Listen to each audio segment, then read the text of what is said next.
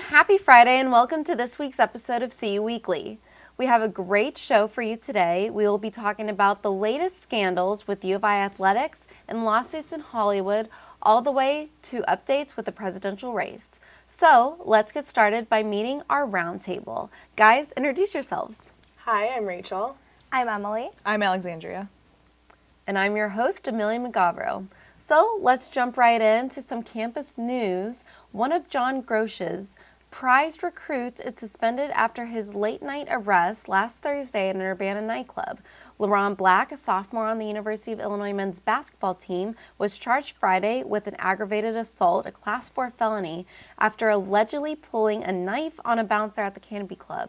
It's the latest setback and a season gone wrong for the Illini.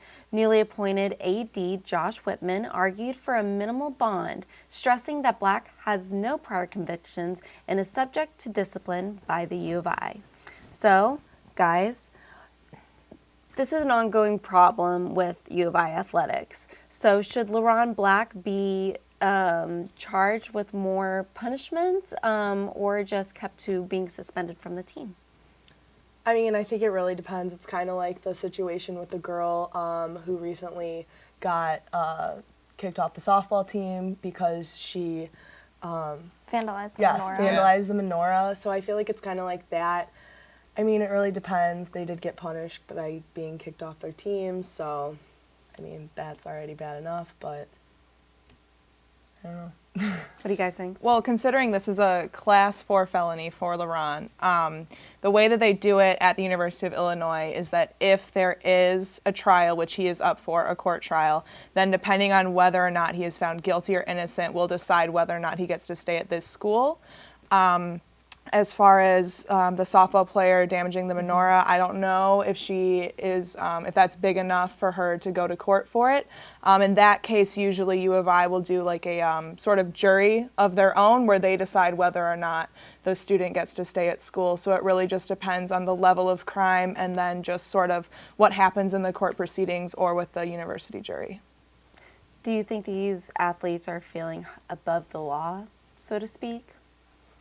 I think there's a little bit. When you're an athlete, you're sort of, you're put on posters, you're praised, you have fans. I think there might be a little bit of sort of like an almost godlike feeling like I can't be touched. But I think in both of these cases, they were drinking. And I think when people are drinking, they do things that they normally wouldn't do because they feel like I'm invincible, nothing bad could ever happen. And I think that definitely led to both instances. Like the softball player, she said she would have never have done it if she hadn't been drinking. She said it was completely because she went out that night and not like a hate crime or anything. Oh. Mm-hmm. What do you think? I think it's also, there's a part of this where there are different people who are doing the exact same things. And we don't know their punishment. It's not public because it doesn't necessarily matter as much to the U of I's public what their punishment is opposed to an athlete who's kind of a star at our school. So I think that their punishment for now being suspended is justifiable, but I would be curious to see what other students get punished with. Yeah, I'm with you there. I'm curious too. And he was only a sophomore, so he's young, doesn't really know. I wouldn't say he doesn't really know what he did, but the punishment shouldn't completely ruin his life, so to speak. It should be enough to just keep him from doing it again. Thank you, guys. In Hollywood, an agreement was reached for the lawsuit between Kesha and her producer, Dr. Luke. The judge stated that there wasn't enough evidence to prove she was assaulted. Even worse, she has to make 6 more albums with him. Though, through the power of social media, her fans have come together to donate money to the pop star to get her out of her contract. Several celebrities have even jumped on board, such as Taylor Swift, Kelly Clarkson, and Demi Lovato. So the question I have for you guys is, what do you think of the scandal, and will this money be enough to help Kesha in the end? I mean, I think it's terrible that happened to her. That shouldn't really happen to anyone, whether you're famous or not. That's just not right. So I think that people donating money is definitely, hopefully, going to help. But, I mean, will it be enough? That's a good question. I guess we'll have to see. I hope she can get out of it for her sake because I can't even imagine, like, how she's feeling. And I know that Dr. Luke had posted on Twitter saying he's been silent for so long, but then he blatantly stated, "I did not rape Kesha." So this is becoming like a very powerful presence on social media. Even recently, Zed and another producer offered to make songs with her and leak them. So they actually posted on Twitter. I don't know how legal this is, and I don't know what necessarily her position is, but they'd be willing to do work with her and try to help her out in her artistic way, other than because that's the only way monetarily. she can make music is with Yeah. this guy, and she doesn't want to do it. I wouldn't want to do it. Yeah, can't blame her whatsoever. Kelly Clarkson also made the comment that Dr. Lee did the same thing to her. You know, what do you think is going to be the end all to this whole thing? What do you think it's going to take to get her out of this? I think the problem is that this happens where people that are famous, that are in the industry, get away with stuff like this. You have Chris Brown, who we know beat Rihanna, another famous celebrity. She's so talented, and yet he's still making music. He's still successful. People are still fans of him. And when you have Dr. Luke and working with Sony, it's like, you know, at what point is Sony going to look around and say we need to be on like the right side of history? And yes, it's an allegation, and he's saying he didn't rape her, but at the end of the day, if you have someone that's willing to wait a year to go to trial and someone who is making the same story every single time, you know, she's not asking for Dr. Luke to get arrested. She's not asking for any of that. She just wants to be able to be free and not have to make 6 albums with her alleged rapist. Unbelievable. Also with this story, Demi Lovato allegedly dissed Taylor Swift on Twitter for not being outspoken on women's rights. And then shortly after, Taylor donated $250,000 to Kesha. So do you guys think that these two are related? I mean, I don't know. They probably could be. Taylor Swift donated it right after she said something, maybe, but I know Demi posted on Instagram saying that sometimes when she gets really into a topic that she like gets heated and everything. So I'm sure Demi was just mad and voicing her opinion, and then, you know, Taylor Swift hopped in and donated. Yeah, I also believe that Demi is kind of known for getting into these like very passionate rampages about things that she's really into. And I think that feminism is a hot topic right now, as Absolutely. it should be. I'm not dissing feminism, but Demi just said that she wanted it to go to Capitol Hill, and maybe that might be where people are getting that she dissed Taylor because she did donate money and not necessarily make a real action towards helping anything in a way. Yeah, because money can only go so far.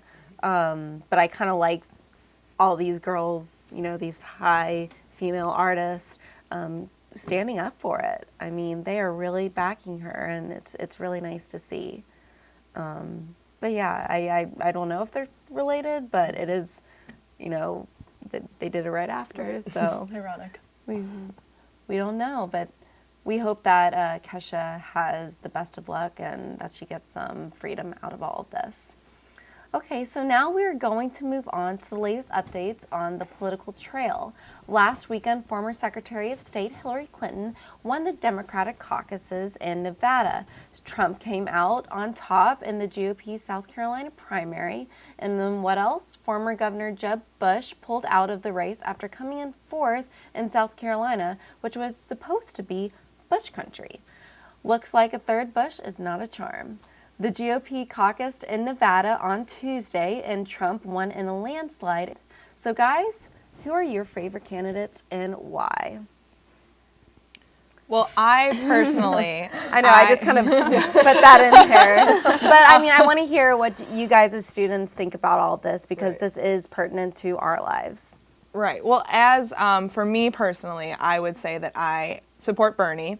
I think that a lot of what he has to say is very important for Americans, and I know that people are saying, well, he doesn't have a big foreign policy standing, but I think that what he is doing for Americans and sort of just saying like we are all equal and we need to be treated as such, I think that's very important. As far as with the caucus, this past caucus, I personally love Jeb Bush because he does the silliest things, and he like has just been so, and it's so bad for me to say it, but he's been bullied throughout this entire race. I agree with you. I think it's so funny when he had that video that came out after he made like this big statement at one of his rallies, and no one clapped, and so he stands there and he goes, "Please clap." And I'm like, oh, Jeb. Oh, Jeb.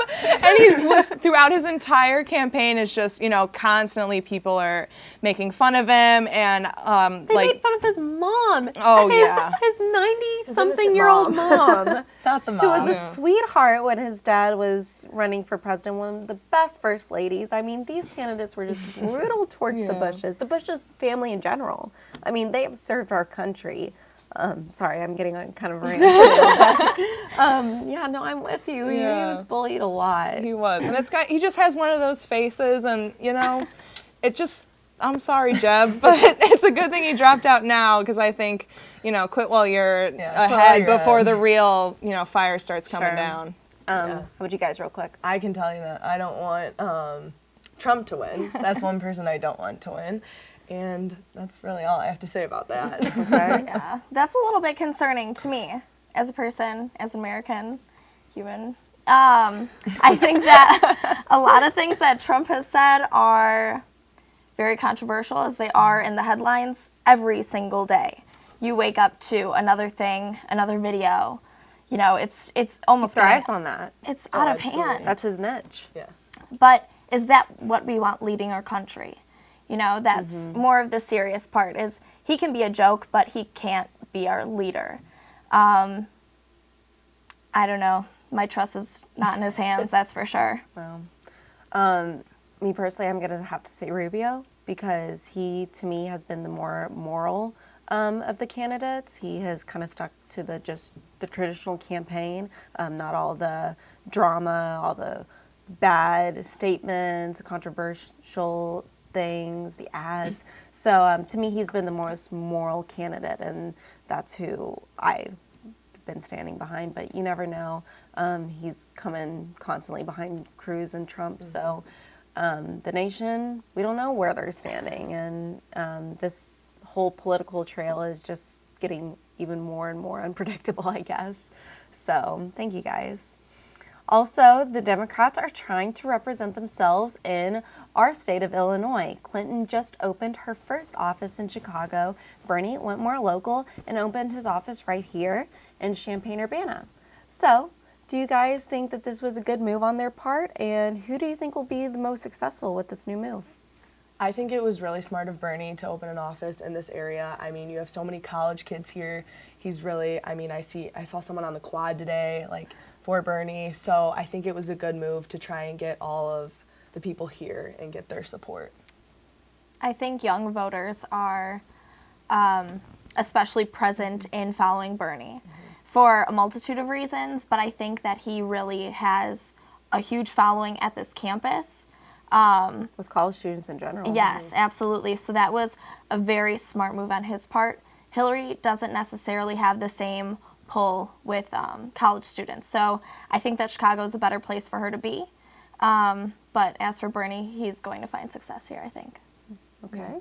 I also agree. I think Hillary going to Chicago is a better move for her. If you want to look at it demographically, millennials have just surpassed baby boomers as far as the amount of us. And I think for Bernie, coming down to a college campus as opposed to being in Chicago is a pretty big move positively for his campaign. And, like you said, I saw someone too on the quad today that was pushing for Bernie. So I think it was a good move on both their parts. Right. That's an interesting point you made, that Bernie is really targeting the masses instead of an individual group, but he is trying to get more women voters on board. That's a group of people that he's yet to kind of really pull into his campaign.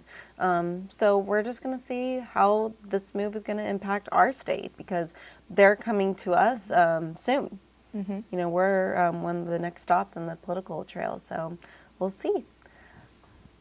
So, in more local news, Mayor Deborah Finan released the official ordinance for the holiday of Unofficial.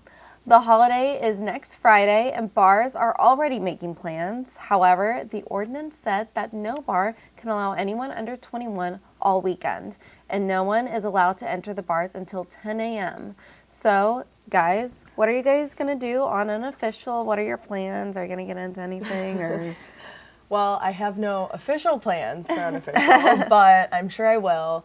I'm not 21, so I will not be attending any of the bars. yeah, and the because you things guys that are all happening. underage, right? Yeah, right. So we'll see. I'm sure, I don't know, just don't want to get in trouble, so going to avoid that at all costs. Absolutely. The cops are always on Yeah. high alert on this And Friday. for anyone wearing green, so maybe I won't wear green. Yeah, there you go. I don't have class at all on Fridays, so maybe it'll just be a typical Friday.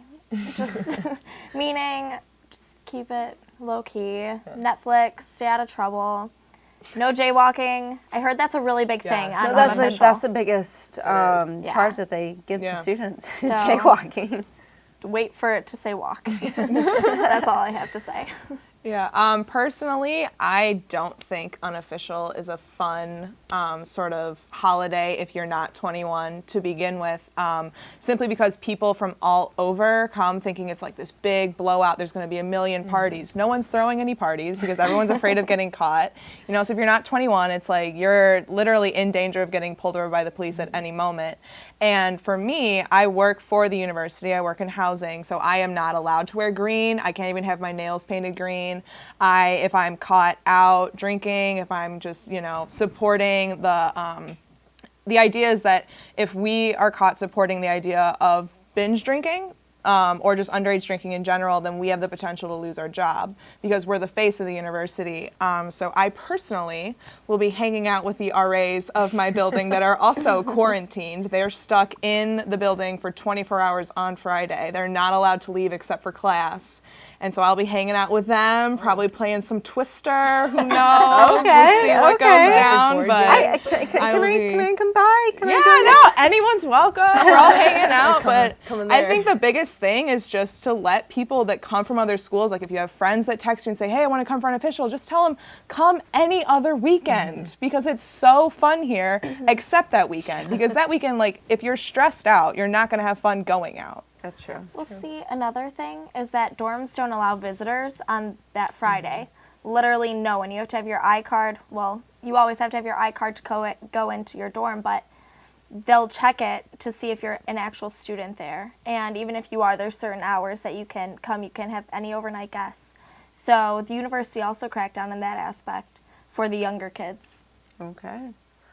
Speaking of, our Unofficial episode is airing next week, so be sure to tune in. And that's all that we have to talk about today. Guys, thank you so much for being here. And be sure to like, share, and subscribe to this channel to be updated on all our latest episodes in the future. Stay classy, Champaign, and we will see you next week.